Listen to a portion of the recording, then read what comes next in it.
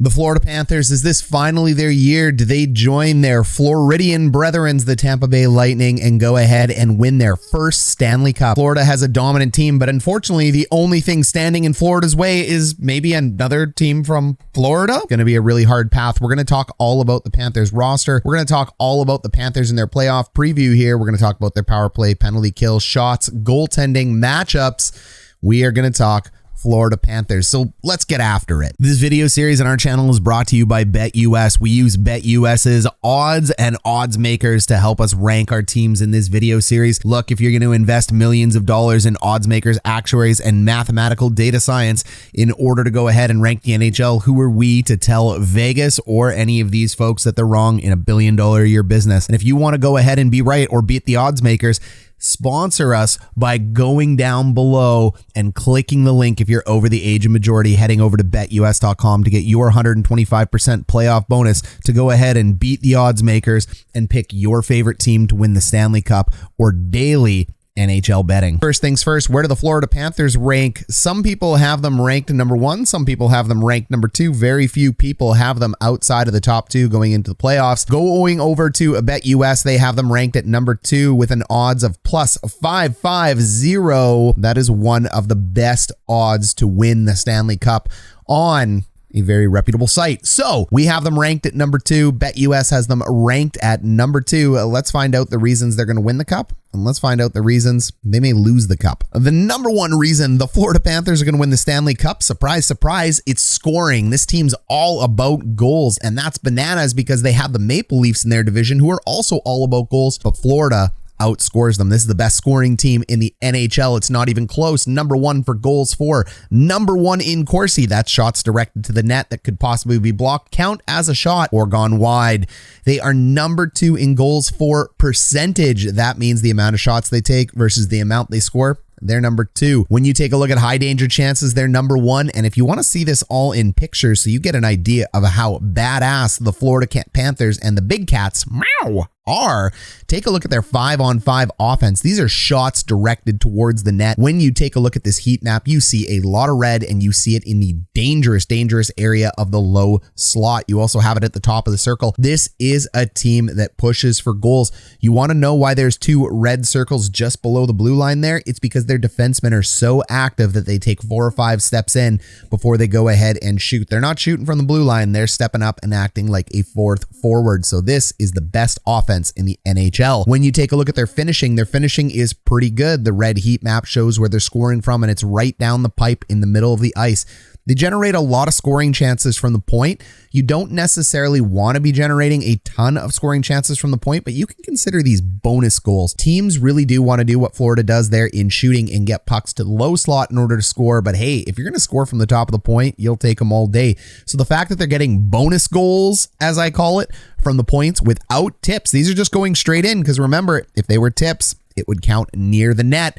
So their defensemen are really lighting it up. And you can see down below, definitely a lot of low point shots and tips going in. The second reason the Florida Panthers are going to win the Stanley Cup is they're a hot team. They have a 13-game win streak. Unfortunately, that was ended by the Tampa Bay Lightning. Oh boy, if only you didn't have Tampa Bay hanging around there, Florida? But they are the hottest team in the NHL. They're going to put up the most amount of points this season. This team is red hot. How about another reason they end up winning the Stanley Cup? This rosters are depth charts, lines aren't fully present or in order. The source, frozenpool.dobbersports.com or dailyfaceoff.com. Both are the same. Number 2, rankings. We use wins above replacement, known as WAR. WAR comprises goals, assists, power play points, PK points, defense, shots, and more. It is an all-encompassing stat. Source is evolvinghockey.com. Player classifications are my choice. Franchise, elite, top line, top 6, middle 6, third line, bottom 6, fourth line, enforcer, depth in that order. Color grading is based on classification and rank. Gold is overperforming, white is performing as expected, and red is underperforming or dust. Jonathan Huberdeau is having an absolute career year. He's only ranked number 37, but I'm still calling him a franchise and putting having gold beside his name. Yes, he should be ranked higher, but unfortunately his defense leaves a little bit to be desired.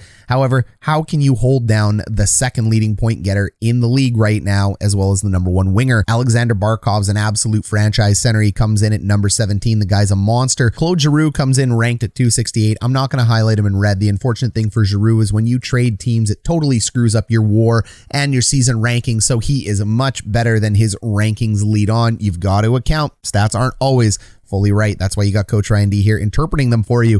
Verhaeghe, Bennett, and Duclair. Duclair is a top line player. It is incredible what Duclair is doing this year, and you have him in your top 6. They've really gotten the best out of some players that other teams couldn't, but I mean, heck, it's the Arizona Coyotes. They stink anyway. They don't get the best out of anybody. Marchment, Lundell, and Reinhart, definitely one of the best line 3s in the NHL. Competes with that dirty line 3 over there in Tampa Bay. Maxine, Mammon, and Hornquist. You also have Joe Thornton kicking in there for some depth as well too. You got veterans, you got depth. Your top 9 is excellent. Your fourth line, but at the end of the day, fourth lines don't win cups. So you're going to roll 3 lines. Weegar and Ekblad are going to eat up a ton of ice time. These two guys are elite, maybe the best pairing in the NHL. No, they are the best pairing in the NHL. Franchise player there in Ekblad. Sherratt, again, same as Giroux, comes from a bad team in Montreal. Trade, screws up his rankings. He's definitely not 293. He's better than what he shows here. Last year with Montreal, he was in the top 100. So he's definitely a top 4 defenseman. I consider him second pair. I do not consider him a top pair guy, so I don't consider him top 4. He is a second pair guy. Same with Montour, but that's exactly what you need. Forsling and Gudas, you are carrying a lot of depth on the back end, but at the end of the day, it's all about Weegar and Ekblad eating 50% of the minutes in the playoffs. Bobrovsky, our favorite guy who is on the case from TSN. Love those two guys. If you're from the States, you have no idea what you're missing. He's a starter. He's not elite. I think at the end of the day, Florida's going to have to decide whether or not they can score 5 every single playoff game in order to win this. It is going to be a scoring race because Bobrovsky is a big hole. Speaking of Bobrovsky, he may be the reason they end up losing in the first round or even not making it to the Stanley Cup Finals, or heck, losing in the finals. He is ranked number 27th in save percentage. So if you want to go with the traditional stats, he's number 27. If you want to rank him in wins above replacement, he's number 13. So he's mid-pack. Remember, the top 16 teams make the playoffs. So being ranked 13 going to the playoffs is no great shakes. When you take a look at the Florida defense does a pretty good job keeping pucks out, but it's not the best. There's 2 red heat maps there that you don't really want to see from an elite defensive group like that. They give up too many in the low slot. They give up some from the top of the circle, and you can see there that low slot ends up going in. Bobrovsky has challenges on his left side. He is super strong on his right side, but when he is changing or transitioning, we call that making a pass across the Royal Road, he struggles, and most of the time it is a lefty passing over to a righty. That is why you see the divide in the heat map of being hot on the left and cold on the right. They're getting them moving left to right and they're scoring. You also see the fact that they're taking shots from the left side of the ice when you take a look at the 5-on-5 defense. That's where the shots are coming from too.